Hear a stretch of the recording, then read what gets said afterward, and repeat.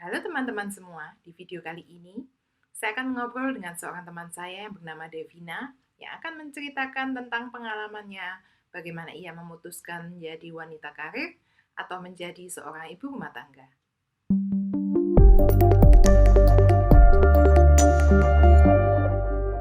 Halo Devina. Hai. Ya, kita mau bincang-bincang sebentar. Sekarang kita mau bahas gimana sih Devina itu kok bisa melepaskan karirnya, terus jadi full time mom itu ceritanya gimana? Bisa ceritain kisahnya?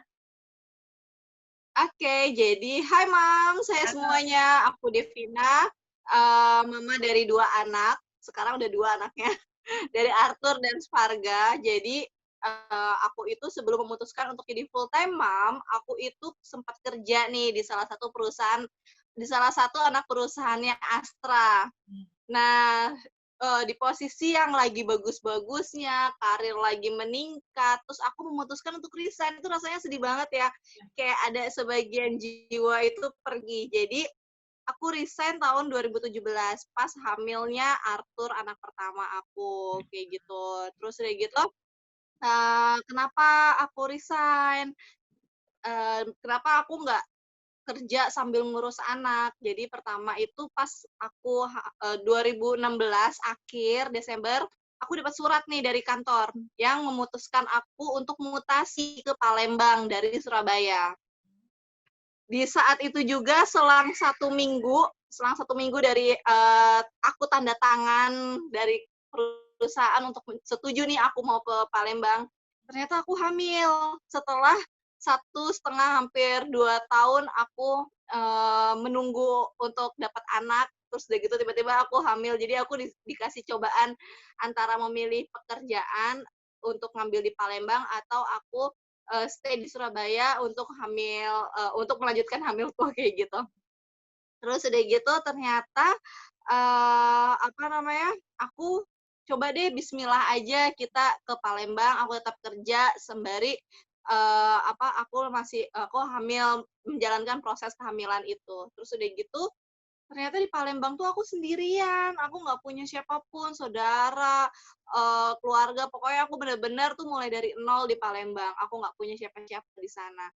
Dan juga aku harus, LDR sama suami aku karena waktu itu suami aku itu, kerja di Jakarta. Dan, aku bisa kebayang dong ya orang hamil, terus udah gitu sendirian di sana pasti dan dengan kota baru yang aku notabene nggak ngerti sama sekali tentang karakter, adat istiadat di Palembang itu seperti apa. Terus berat dong ya, anak pertama yang ditunggu-tunggu, terus udah gitu jauh dari semuanya. Terus akhirnya, aku bisa nih ngejalanin itu. Terus udah kehamilanku masuk 7 bulan, dulu kan kalau naik pesawat tuh kan nggak boleh ya ibu hamil sampai usia kandungan 8 bulan gitu kan ya, nggak boleh terbang. Terus udah gitu akhirnya aku memutuskan ngajuin surat resign ke, perusahaan. Karena pada saat itu aku minta mutasi, "Bisa nggak setelah aku lahiran aku mutasi nih ke Surabaya?" Karena di Surabaya juga ada cabangnya, kayak gitu. Ternyata masih belum bisa. Jadi mau nggak mau setelah aku dikasih cuti, setelah lahiran aku harus balik lagi ke Palembang. Nah, dari keluarga besarku, dari pihak aku maupun dari pihak suami itu nggak setuju. Aku bawa bayi, aku, harus sendirian di Palembang dengan mengasuh bayi dan suamiku masih di Jakarta, itu nggak setuju. "Ya udah kamu resign aja deh," kayak gitu. Terus dengan berat hati dan, aku tuh kerja dari nol kayak gitu, dari mengumpulkan pundi-pundi dan sehingga sampai sukses ternyata aku harus melepas karir aku gitu aja, gitu. Dan akhirnya pas hamil 7 bulan, aku, ngajuin surat resign, aku resign setelah aku cuti lahiran. Jadi aku resign-nya itu, seminggu setelah aku lahirannya Arthur, gitu. Tadi sudah apa namanya, udah coba ke perusahaannya itu untuk ngajuin mutasi nggak dapet ya soalnya ya? Yang untuk di Surabaya? Nggak dapat karena pada saat itu di Surabaya adalah cabang grade A. Jadi kan setiap cabang itu ada nilainya kan, ada cabang grade A, grade B, grade C. Nah, aku itu masih hitungan masih masuk ke kepala cabang yang bagian C. Aku hanya bisa untuk daerah-daerah terpencil, maksudnya daerah-daerah tertentu. Kalau yang kota-kota besar itu kan kayak Surabaya, Jakarta, Bandung, Semarang itu masuknya grade A, dan aku waktu itu posisiku masih belum bisa untuk masuk ke grade yang lebih tinggi. Aku masuknya ke yang grade C untuk cabang-cabang yang masih kecil-kecil baru bisa aku pegang kayak gitu. Oh, itu setelah berapa lama kerja ya? Akhirnya resign itu setelah berapa lama? Aku mulai kerja itu 2012. Terus 2012. aku resign 2017. Oh, Jadi awal mula aku kerja itu di BCA. Aku dulu customer service yang selamat pagi, selamat datang di BCA Tropodo. Waktu itu aku cabang Tropodo Sidoarjo. Yang kalau misalnya kamu mau bikin mau bikin buku tabungan, mau buka rekening, mau buka biliet, giro, deposito segala macam itu urusannya ke aku. Itu dari awal pertama aku masih kerja di BCA. Itu belum lulus kuliah, aku kuliah di UNER. oh. Aku kuliah di UNER, jadi belum lulus kuliah, aku masih pakai ijazah SMA waktu itu ke BCA, aku bakti BCA.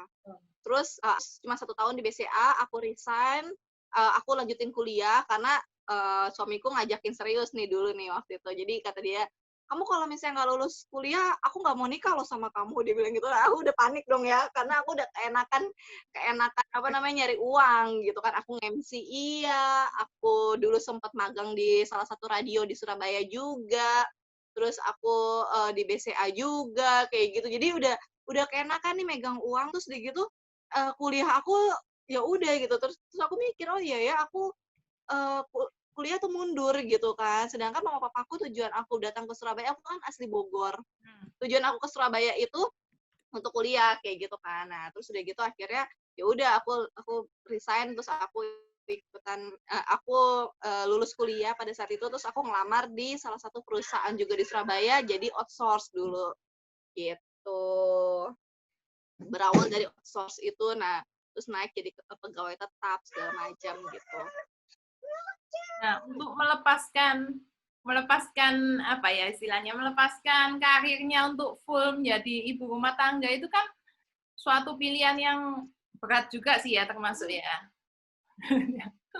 Itu berat banget, berat banget. Hai Arthur, bilang hai gitu. Hai. Jadi waktu aku memutuskan untuk resign itu berat banget karena kan kita kebiasa megang uang sendiri ya. Terus tahu-tahu kita harus megang bayi yang notabene aku masih nyumam waktu itu kan, masih belum tahu bayi itu seperti apa, dan aku jauh dari mama aku di Bogor, dan aku kan tinggal sama mama mertua aku di sini. Terus ya udah akhirnya aku memutuskan untuk resign dengan bismillah, aku bisa gitu kan. Itu tuh berat banget, itu pengalaman hidup yang paling berat aku alamin. Yang pertama adalah aku ngerasa kehilangan jati diri aku. Kebayang dong, biasanya kita kerja kantoran, pakai baju yang rapi, make up-an, terus aku suka kerli-kerli rambut, dulu masih belum kerudungan gitu kan ya, terus gitu aku suka makan siang, kita lunch di mana nih? Oh ya kita jalan yuk kesini-kesini, terus mau beli apa segala macam itu bisa gitu kan.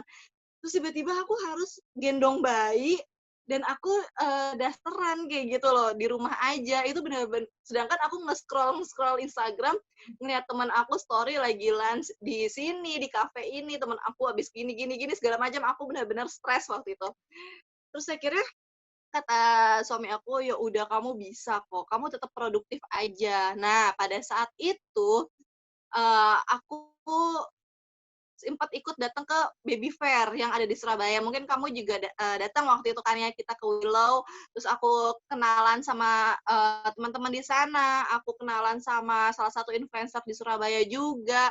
Dan oh iya ya, ternyata kita bikin grup komunitas yuk untuk mama-mama supaya kita tetap aktif, supaya bisa sharing-sharing, karena kan aku juga new moms dan yang lain juga mungkin punya pengalaman yang sama kayak gitu kan.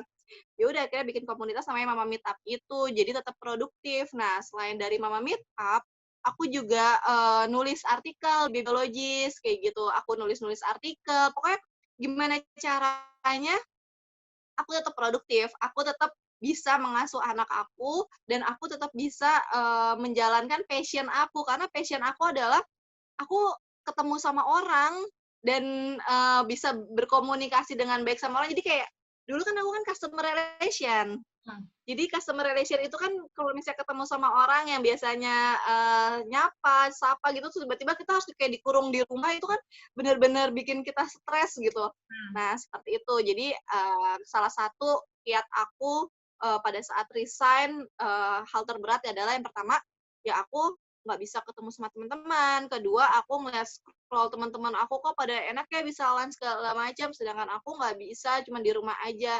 Ya udah terobosannya aku harus bangkit, aku harus jadi, orang yang produktif, bisa menghasilkan ya dengan cara aku menulis artikel, dengan cara aku nge-review-review produk, meskipun, review aku standar, tapi seenggaknya buat aku itu, jadi salah satu, apa namanya, Hiburan ya. sumber kebahagiaan aku gitu.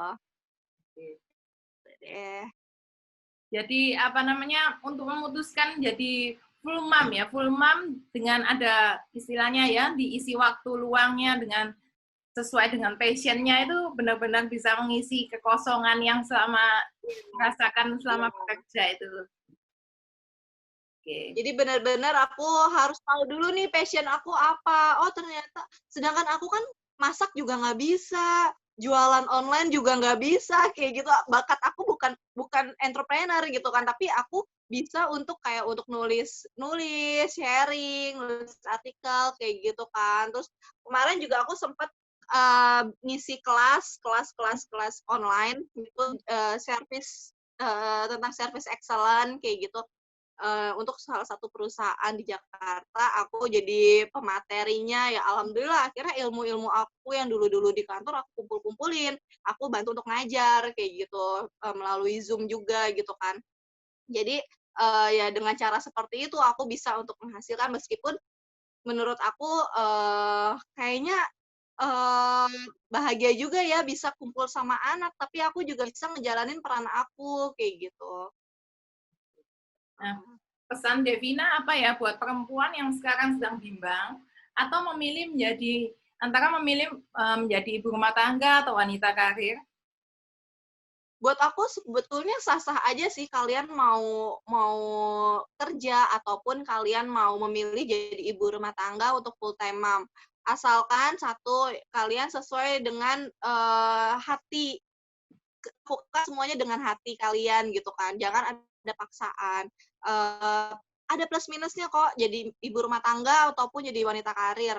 Untuk wanita karir kan kalian juga kan pastinya meninggalkan anak di rumah, kalian nggak bisa lihat perkembangannya, istilahnya moment of truth-nya kalian dengan anak itu kalian nggak ada, tapi kalian bisa memaksimalkan dengan ketika anak, 10 menit anak ketika akan tidur, kalian bisa untuk bonding time, kayak gitu.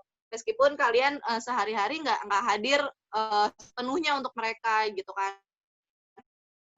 Itu sih, minusnya seperti itu untuk wanita karir, tapi untuk jadi full time mom juga gitu, sama aja sih menurut aku. Gimana caranya untuk jadi full time mom yang produktif, gimana caranya untuk jadi full time mom yang, apa namanya, yang bisa menghasilkan gitu kan ya, dengan cara, kalian tetap jaga anak-anak, tapi kalian bisa melakukan sesuatu yang bermanfaat, ya kayak misalnya menulis artikel, sharing-sharing, review produk, ataupun kalian jadi pembicara di mana, kayak gitu. Itu, apa namanya, menurut aku juga bagus gitu kan. Nah, buat kalian semuanya sih kalau menurut aku, nggak ada salahnya untuk jadi full time mom ataupun jadi, apa, working mom gitu. Terima kasih semuanya sudah melihat video ini sampai akhir. Dan semoga apa yang kami bahas dalam video ini bisa berguna bagi kita semua. Bagi Anda yang mempunyai pertanyaan tentang pembahasan dalam video ini, atau kritik dan saran bagi channel kami, Anda dapat mengetikkannya di kolom komentar. Sampai ketemu lagi di video berikutnya dan terima kasih sudah mampir di channel Hey Life, Heno, Debbie, dan kehidupan orang-orang di sekitar kami.